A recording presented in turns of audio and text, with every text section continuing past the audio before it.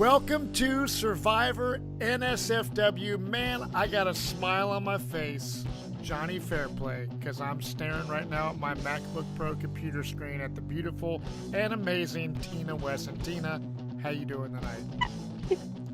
Hi, Matt. I'm wonderful. Thank you for asking.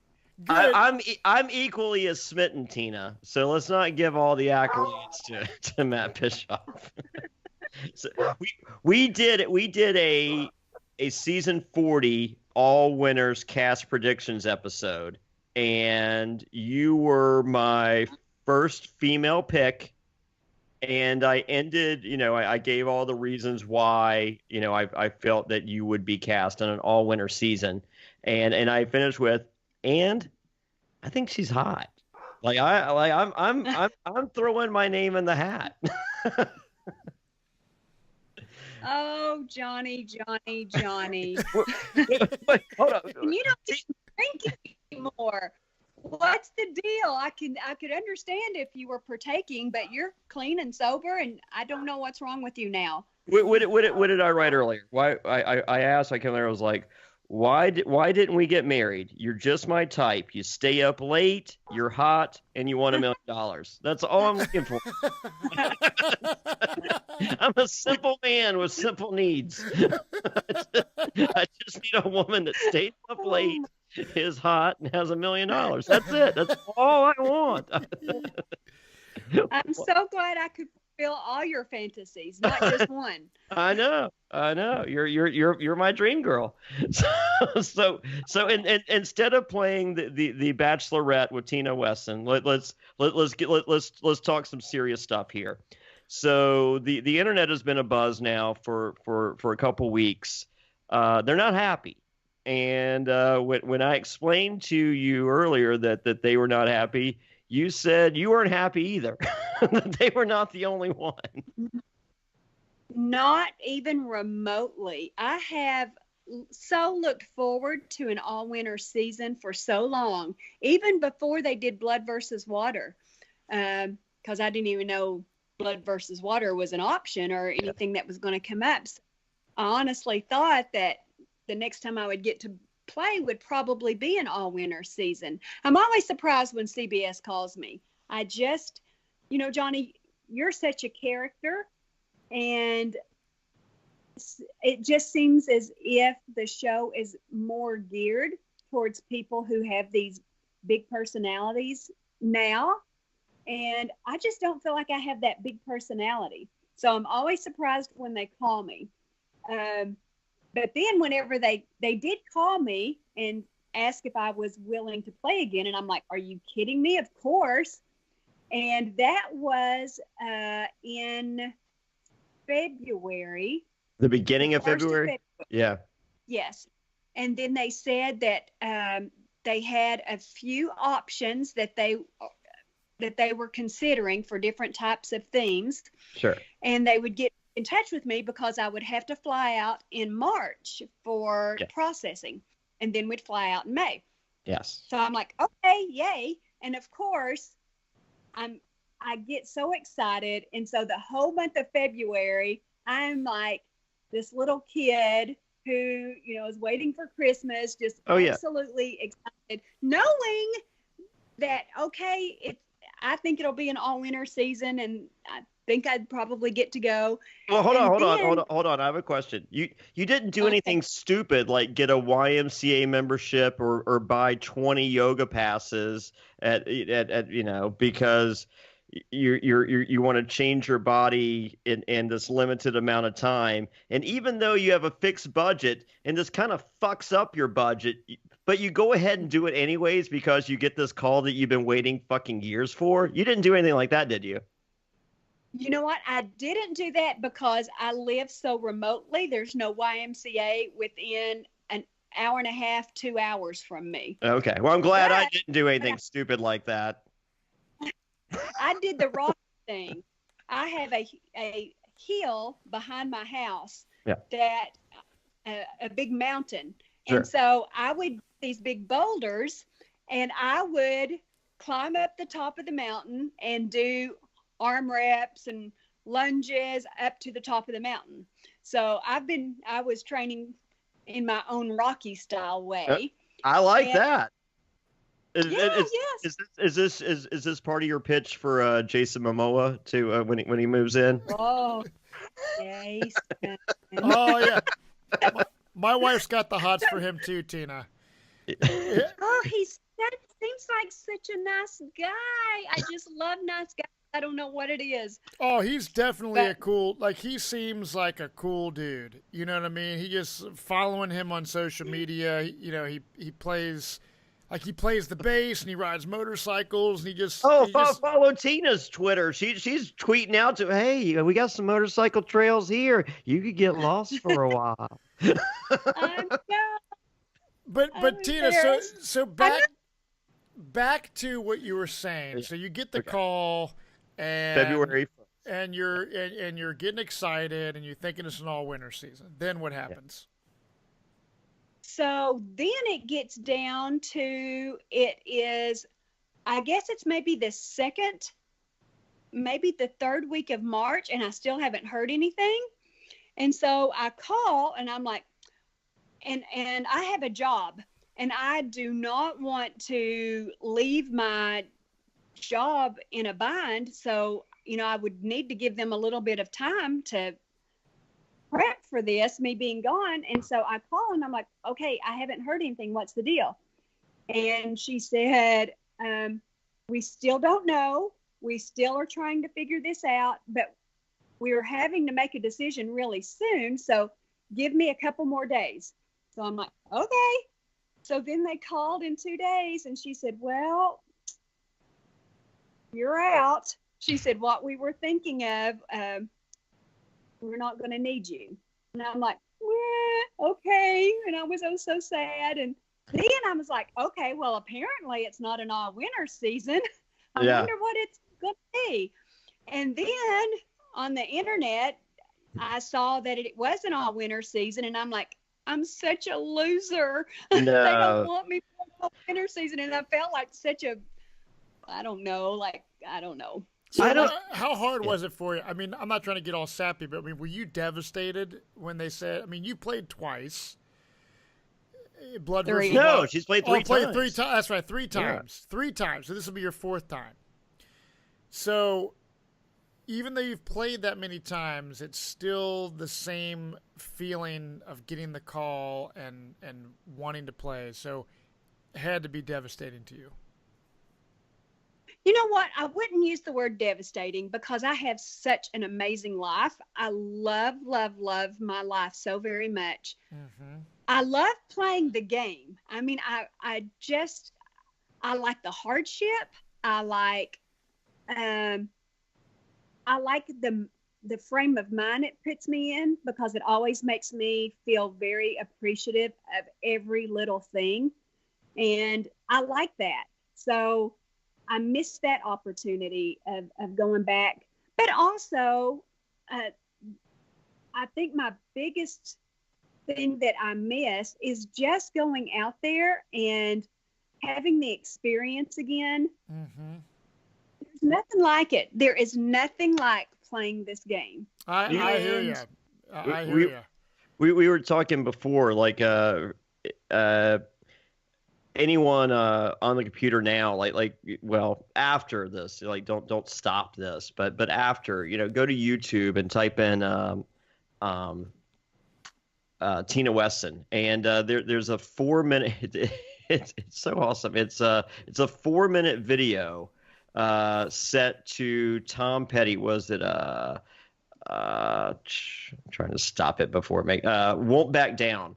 And it's Tina's highlights from Australia, and was there a moment out there in which you didn't smile? I mean, like, you know, you talk about this love for the game, and I see the smile now, and, you know, Matt sees it as well, and for anyone that's on Patreon at patreon.com/Survivor NSFW, you'll watch this. You're every second you're just like, gosh golly, could this be any more fun or what? And you know, and I mean, that smile is just as big at the end when Jeff goes, here's $1 million. But like it's almost infectious, and you know, and I could see, like, you're just like, hey, my life's great, but like when I go out there, you're like just appreciating everything, like, as I said, I can visually see you love this. I mean, like, I'm the same way, Matt's the same way. Like, we do a show in which we rewatch old seasons episodically, and and there's some people that were cast rather than or that were recruited rather than sending off tapes and stuff. And it's just like, hey, we're rewatching your season. And they're like, nah, I'm kind of over Survivor. I don't really care. And it's just like, yeah, but the fans appreciate it. And they're just like, yeah, I don't care. And it's just like, God, it's just like, like I wish you hadn't got that call. That's how you feel. And then, and then conversely, we see someone like you, and it's just like, yeah, like, sure, I've played 3 times, but would I want to play a 4th pretty much more than anything? Yes. Like, why wouldn't I? It's the greatest game ever. Like, you just told us a minute ago you love the hardships of Survivor.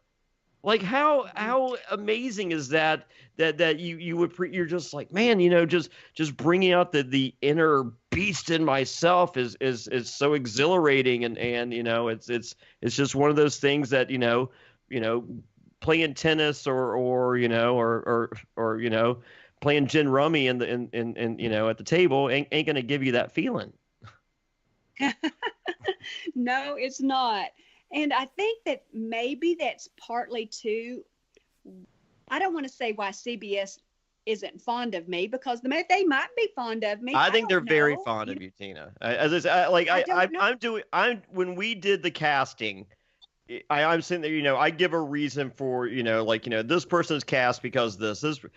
You're one of the first, like, I didn't cast the season of, hey, these are Jonny Fairplay's friends. Like I would love to see these people on because, like, they're my friends, and when I call them, they pick up the phone and they don't, tell me to F off, So that's not my, like, I look at it through the lens of CBS and these casting people. I'm just like, I choose Tina Wesson because A, she's the first female winner ever. B, I mean, she, like, you had the golden boy Colby, and she beats him. Like that wasn't supposed to happen, and it does because she's so great a player. She comes back on All Stars. Good performance, not the best, but she wants to right the wrong and play again with her daughter. And then, she's just like, hey, you guys have the best coming to play. Well, great. I want to play against the best. And there's 1 or 2 tricks left up my sleeve. I cast you for that. Ah, well, thank you. There's that side of me that I'm very proud of. Even though I got voted off in Blood versus Water, Laura and I stayed on there, and we beat Vetus, we beat Aris, we beat Caleb.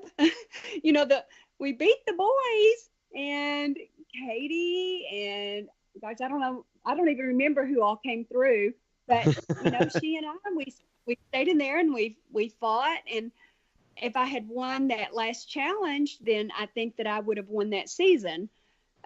Because they really didn't like the 3 that were left. So I think I had a really good shot of winning. So I look at it from a player standpoint, and I think that I've got what it takes. But Jonny, I don't play with that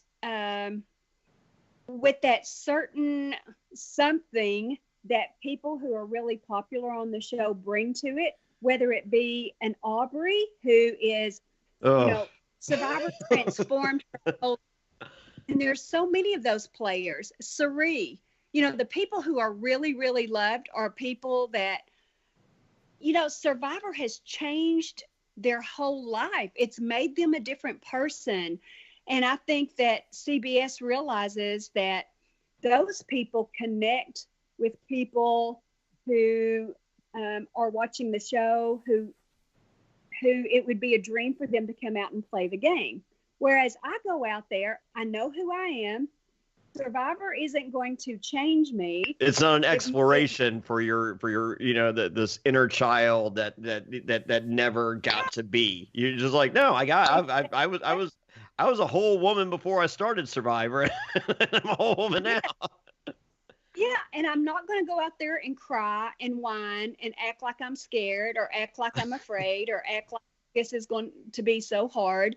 I mean, I go out there and I'm just me, and I just play to the best of my ability. And I think to some degree that's a little boring, and I don't know how many people that I really connect with. Maybe women who are more my age I connect with. There's a ton of people your age that watch the show. Yeah, I would say the majority. I think you connect big time. It's an absolute travesty that you and Richard Hatch and for me, Mike Holloway are not in the mix for season 40. I mean, I would have thought in a million years you'd be the first person I would call. There's only 13. What is it, Johnny? 13 women that have won Survivor. 13 women, yeah. So we were joking with Reality Steve last week, and it's just like, to be cast on season 40 as a female, you have to be breathing and have a babysitter. I think we're the only two requirements. Okay, take my hold on. Yeah. But I think people. I think that Jonny has a theory. Yes. That we're going to see a Survivor Legends type season, maybe on season 42, where they would be where Jeff Probst was like, look, I mean, according to the internet, Jeff Probst, and he's even stated this publicly, he did not within the last few months, like openly, like when speculation first started about season 40, everyone goes, like Dalton Ross goes, he asked Jeff and Mark Burnett, it's just like season 40, it's got to be all winners, right? And Jeff goes, absolutely not. There is not enough entertaining winners to make the season viable. It's not happening. So we're thinking that Jeff finally lost the battle and he had to just do what CBS wanted to do for the all winners deal. And he's saving people like you and Richard Hatch for another type of season that's coming up. That's what we think. Yeah, we have no. Yeah. They've got Rob and Sandra out there, though. Aren't they playing all winners? Yeah, who cares? So, well, I mean, they're pretty iconic. Why wouldn't they hold them out? I mean, if I'm picking the best player, because I don't think Boston Rob and Sandra are the best players. Sandra's won twice. How can you say that? Okay, I mean, I think the way you won the game when you got to the end on Australia, did you get yourself to the end, or did someone drag you to the end and you just happened to win? Because when I watched Australia, you put yourself there. I did. Okay, Sandra didn't. I took the two weakest players in the history of Survivor to the end of Pearl Islands. One of them's name was Lil Morris, the other's name was Sandra Diaz-Twine. So, and this revisionist history that says differently, incorrect. Go back and watch. They're the two weakest players ever. The as long as it ain't me is not this amazing strategy. No, it was, who do I want? Okay, not you. Like, I was responsible for every vote but two in that season. So, and if it was a final 3 versus a final 2, we're not saying Sandra Diaz-Twine's name past 2004. Just okay, well, what about Boston Rob? The second time, I think Parvati played the best game I've ever seen anyone play in the history of Survivor. And I think a bitter jury wouldn't reward her for playing that game. Okay. So she won not because they liked her, but because they didn't want Parvati to win? They didn't like the other. So I think Parvati using Russell as a meat shield was one of the most impressive games I've ever seen. And I'm not you can ask Parvati. We ain't friends. So, I mean, this ain't me blowing smoke up, my buddy's ass. Right? This is me going, okay, I don't like her on a personal level, and I think she played the greatest game I've ever seen. So, okay. So Boston Rob didn't. I'm sorry. What was that? I said, I love hearing everybody's opinions. Yeah. It always is interesting to me. So Boston Rob didn't make the jury the first time he played. How great is he? Didn't make the jury the second time he played. Or no, I'm sorry. The second time he played, he made it to the end and he married the winner. And then the third time he played, didn't make the jury again. And then the fourth time he played, they gave him 10 fans to play the game with. So, and was so paranoid that wouldn't let people talk during their season so that he could win. It made for really entertaining television. I love watching a season where the players aren't allowed to talk to one another. I think it's really good TV. I'd like to thank him for that. That's hopefully he explained these rules to the competitors on or the castaways on 39 and doesn't allow them to talk to one another. I think that'll be really good. Very, very fun season for everybody involved to watch. But as far as you saying that you're not entertaining, as a fan of Survivor, I mean, some of the girls that are supposedly playing season 40, Danny Boatwright. I'm way more interested in watching you play the game, Tina, than I am some of the people that they have.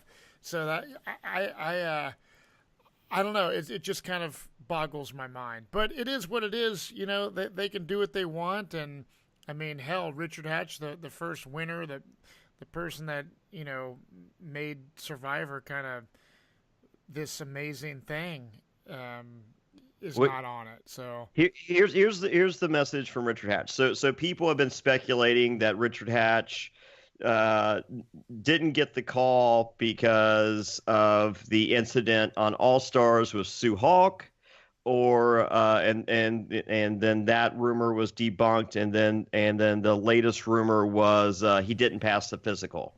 And so I will read the message from Hatch. Hatch says, I did indeed pass the physical with flying colors, I might add. I was invited, agreed to participate, completed the paperwork, and was informed, you're in. And then days before having to fly to L.A., I was told things are paused. Heard a very similar conversation somewhere else. I said, I don't believe you. I heard something very similar to that from someone, too. He laughed and said, I told them you wouldn't believe me, and that was that. And then they have not explained the reasoning, and everything you're reading on social media is pure speculation. Oops. Their decision had nothing to do with the concocted All-Star incident, in which I was completely cleared of any wrongdoing whatsoever. Had nothing to do with any legal restraints, as I have traveled internationally and have done so for many years. It seems that the powers that be wrestled with season 40's theme and mixed the participants right up until the end. Perhaps they have something else in mind for another season. So, 42 perhaps? I do feel sorry for Richard, because Richard is in a PhD program and he canceled his classes. Oh. And I mean, the way it messes with people's lives at times, there's some really sad situations of people who love this game, who are willing to make big sacrifices. And it's cruel to some degree. I wish the casting process was a little kinder and gentler. And Mike Skupin, he had a couple of situations where he was called, and I mean, this is like night before he's supposed to fly out. He had canceled 2 or 3 speaking engagements, and then they called and said, "Oh, sorry, changed our mind." Yeah. I mean, it's brutal. The casting process is brutal. You never know until you're on the plane, and even then, you never know. Well, didn't RC, Jonny, wasn't she going to be on Blood versus Water with her dad or something, and then something went down at the last second? What happened there, Tina? What did you see out there? Yeah, they were at Ponderosa with us. And, we thought, she was going to be playing with, because we were all there. And then the next thing we knew, she wasn't there and they were replaced.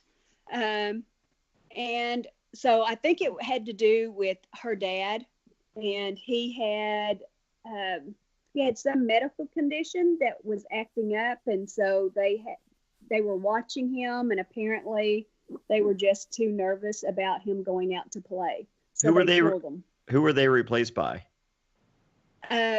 John and Candace? Candace, yeah. Well, yeah, so they got out. They were flown out like in 24 hours. They were on a plane heading that way. Wow, that's crazy. Yeah, Candace has had a lot of last minute stuff. I mean, I don't like rumor and innuendo on Heroes Villains. Candace and Parvati were on different tribes, and someone threw a fit and said, if they're not switched, I'm not playing. And supposedly they were switched. Wow. But I mean, I don't know if that's true. And if they made a statue of their stupid face with their Boston hat for season 39, I have no idea. I don't. So Tina, and still didn't make the jury. So Tina, obviously you love Survivor, Tina. Do you continue to watch season after season, every episode, or do you catch it when you can? Like, what is your status as a fan of the show? Well, as a fan, I have never missed a show ever. I don't have television, so I don't watch it usually on the night that it airs.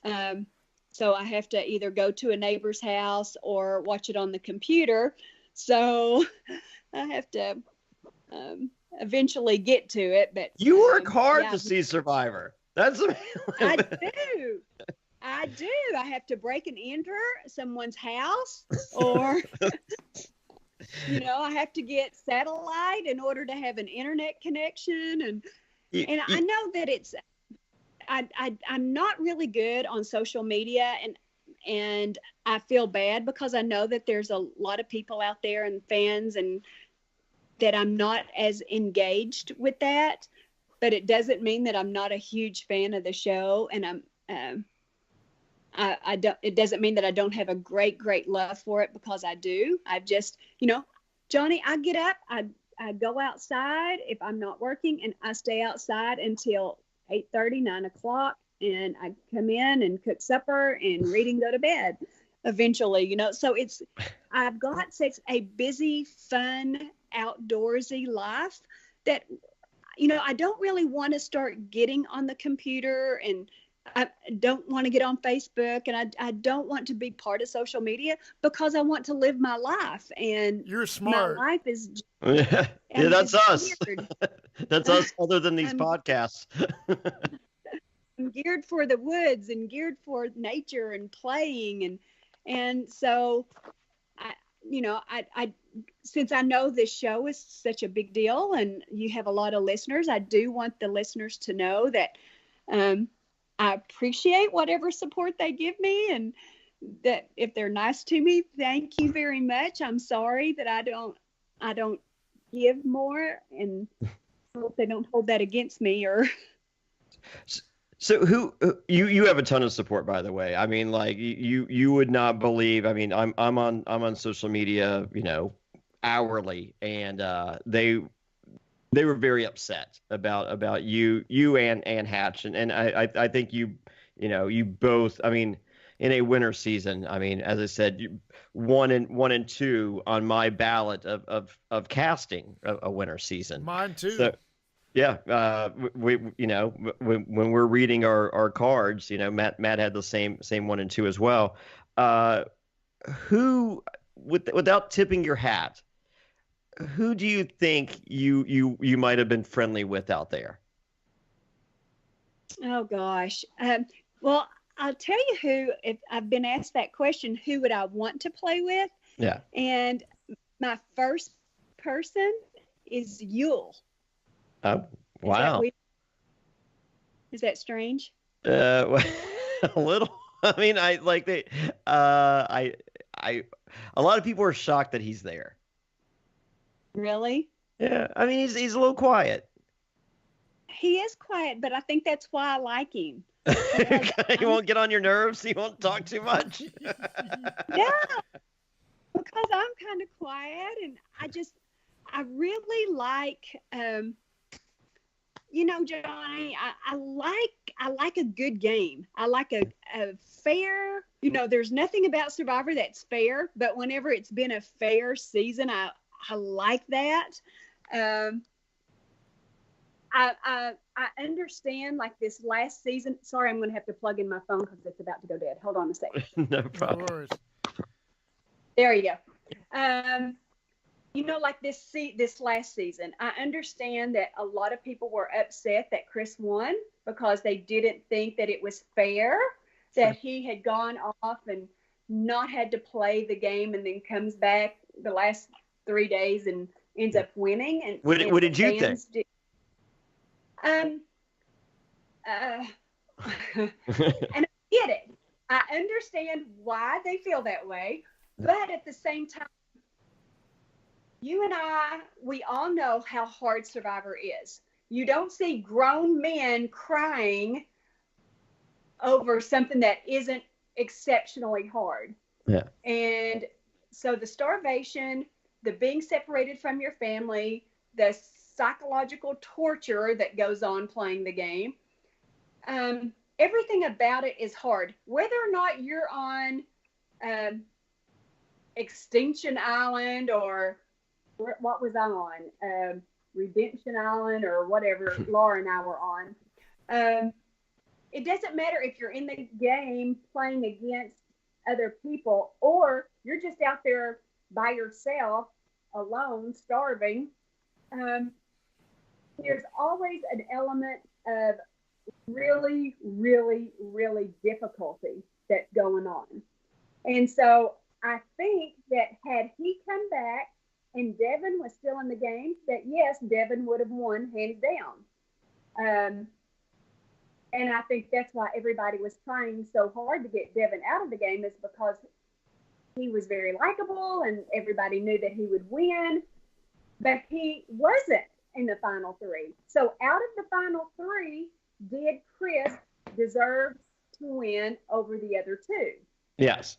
I would say yes, because the days he was there, he played his arse off, Yeah.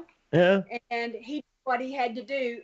And to do it that late in the game, I think was worthy of winning. But that's my opinion. I'd like to hear yours.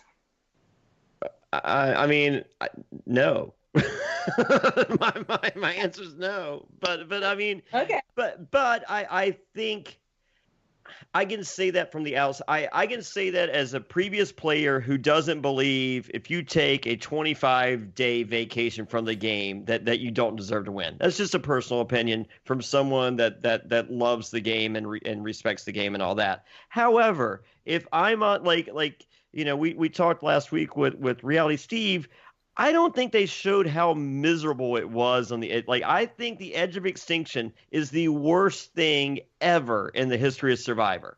Ever. I mean, I think they went through some horrific stuff collectively. And I think that if I'm suffering there with those people, I'm giving it to whoever perseveres through that suffering. So I think if I'm on that jury on Extinction Island, I'm giving it to Chris. And I mean, for me, it was a shocking season finale. I don't like the idea of anyone getting voted out of the game and winning. It's not what we've all come to love in what Survivor is. You're voted out. Your dreams are crushed, and the fact that all the jury is able to hang out and become friends on the edge of extinction is exactly why Chris won. Because the final people with Gavin and Julie and Chris, I'm not surprised that he won with those people being the final people. It's still hard for me to wrap my head around but I get what you're saying, Tina, and what Reality Steve said last week.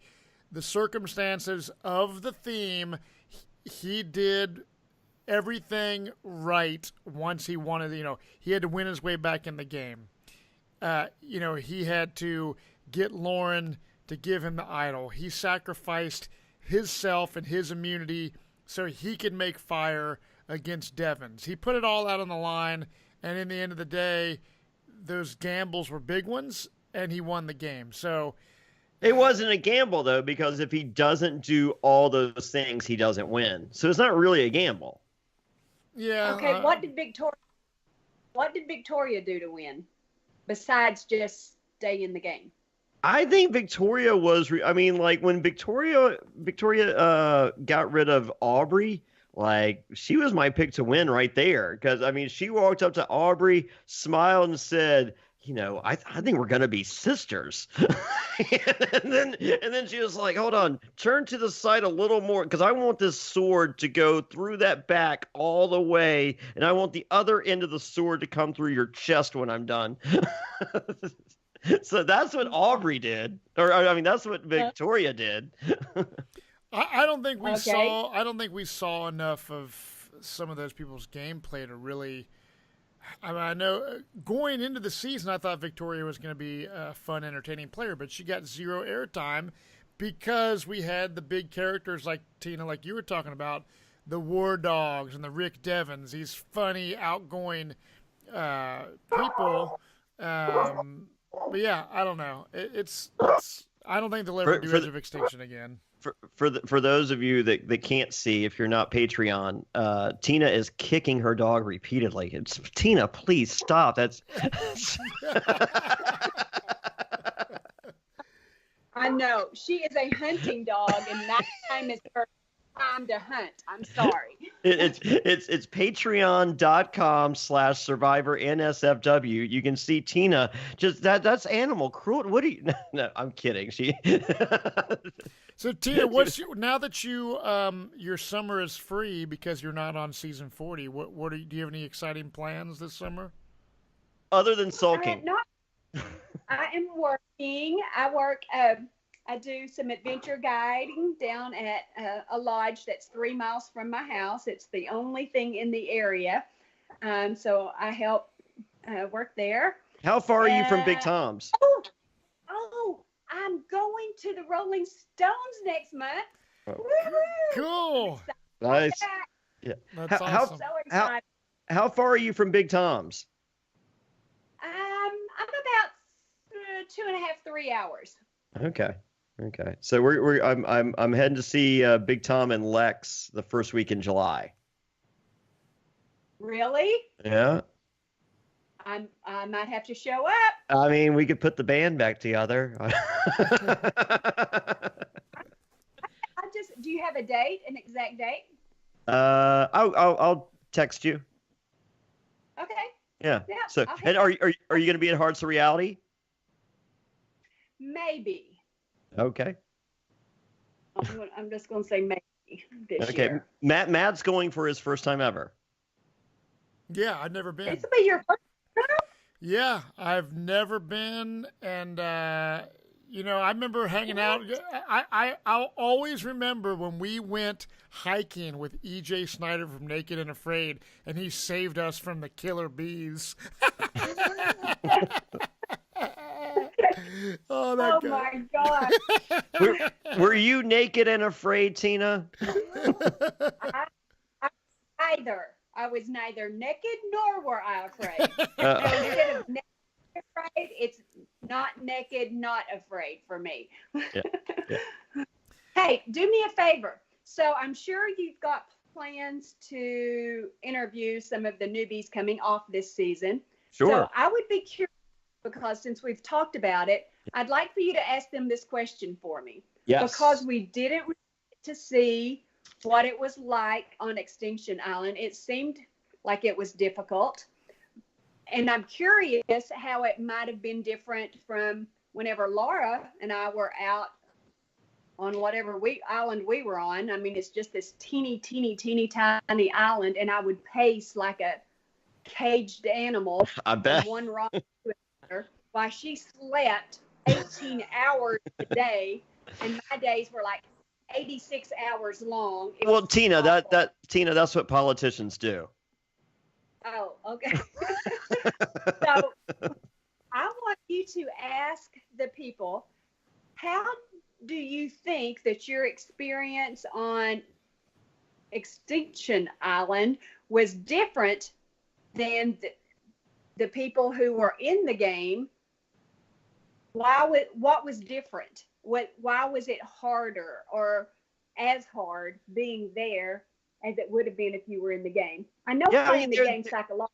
Yeah, they're acting like they're acting like it's this desolate thing that is the most horrific thing ever. And I'm sitting there, I'm just like, you know what? You know what's also hard? The mind fuck that is Survivor. Like, that is hard. Like, I mean, like, like, people don't understand why people cry on the loved ones challenge. It's like, you've been gone for 28 days. Who cares? And I'm just like, that. The problem isn't that I miss home so much. That's nothing. The problem is that your best alliance, like my best alliance was with Burton. Like I consider Burton a brother. I love him. I feel as though Burton loves me. Okay? So when we're out there, I'm just like, look, I will not screw you over. I promise. He says I will not screw you over. I promise. In the back of your head, no matter how strong that bond is, all you're thinking is they see $1 million written across my forehead. And it's a mind screw. I mean, like you cannot take that out. So, like, once again, like this person might be your best friend out there. This person might be kind of cool. This person, you hate, there's no one you can 100% trust. When your loved one comes around that corner, you're like, there's one person on this island today that I know I can trust. Yes, so, exactly. It's a breaking. It's a mental breaking that Survivor does to you, I think. Yeah. And no situation in life are you ever put in that type of scenario. No. Where I mean, like even in business, in a cutthroat business, it's still not like it because it's just like it's not that severe. It really, right. and even say you're at work and the person you work beside, they're out to get you. You can still go, okay, well, cool. Well, let me text my girlfriend and say, hey, this person beside me is out to get me. Like, can you just tell me you love me so I feel better today? Right. I mean, like that shit, like little stuff like that makes a difference. So these people on the edge of extinction is just like, you don't understand. It was the most horrific thing ever. Yeah, you know what's also horrific? Playing the game of Survivor. Yeah. We don't really know what it was like either, being stuck with Reem for 30 days. That might have been pretty rough. I think if Reem is not the first person voted out, that Edge of Extinction is a much happier place. I think Reem set the tone and the mood for the Edge of, I called her the concierge of Extinction Hotel.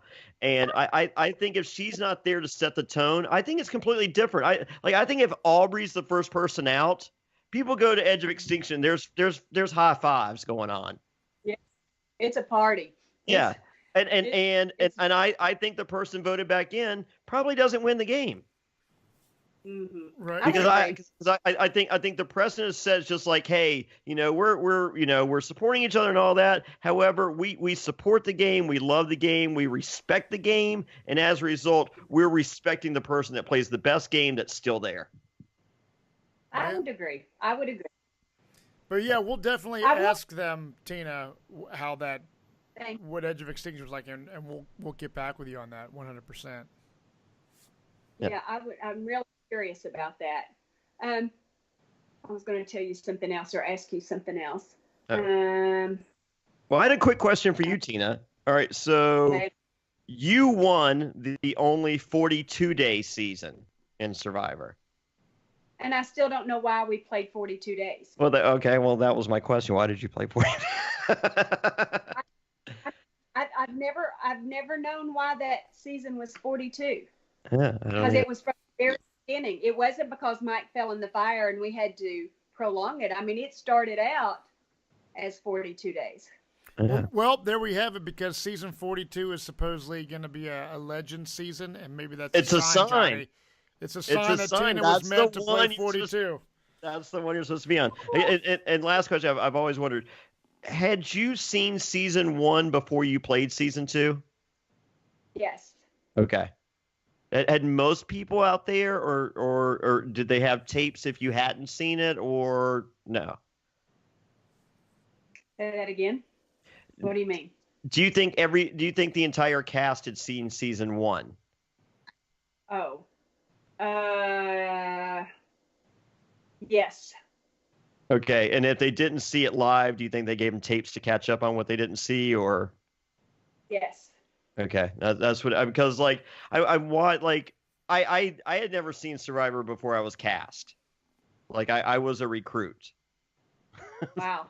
So, but Well, Katie didn't watch either after our season, so they gave her tapes to catch up. Yeah. So, well, I went on eBay and I ordered every episode and every early show interview in which they explained why they felt they won.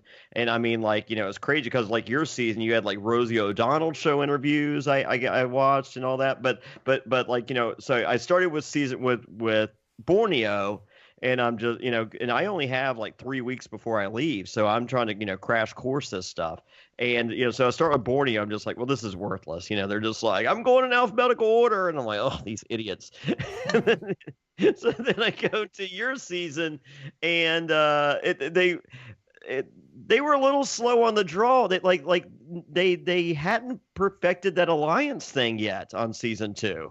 So I was just like, did everyone see season 1? Did they not understand what Richard Hatch threw out there?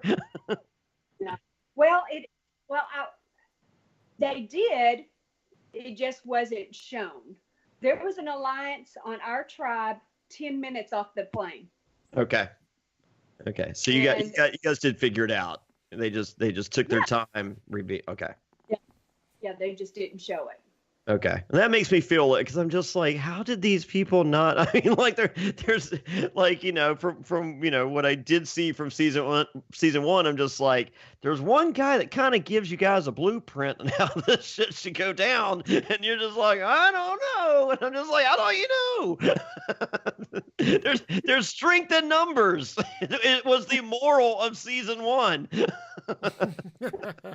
Yeah. We got it. Okay. We got it. Okay, that makes me feel a little.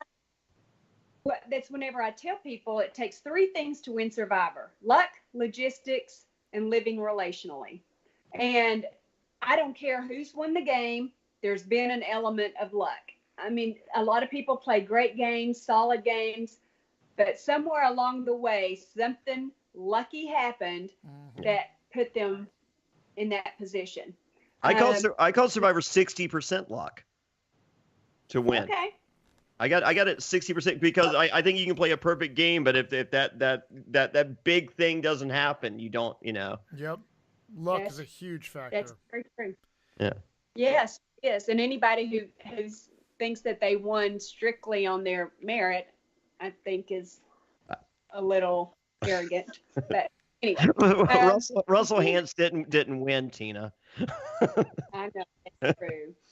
And then logistics, you know, you got to have a plan. And, you know, after watching the first season, that was my plan, was to go out there, find the people that I thought I could get along with and that I liked, and form an alliance with them.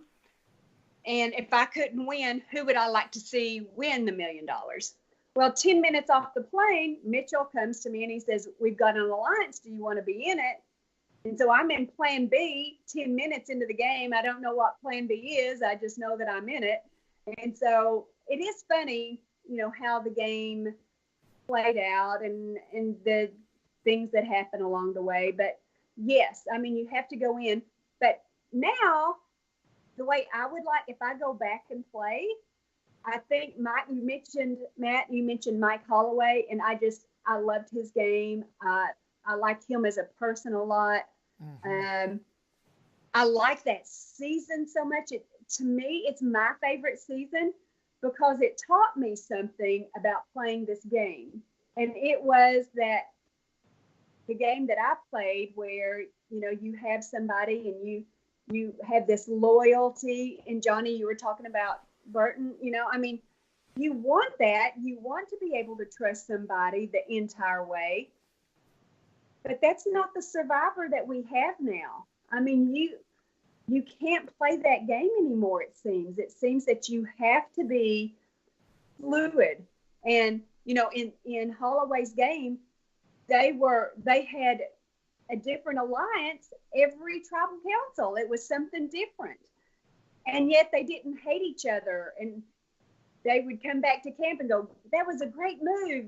You know, way to go. You know, they were proud of each other for making such a move. And I'm like, what? How do you do this? You know? But it inspired me.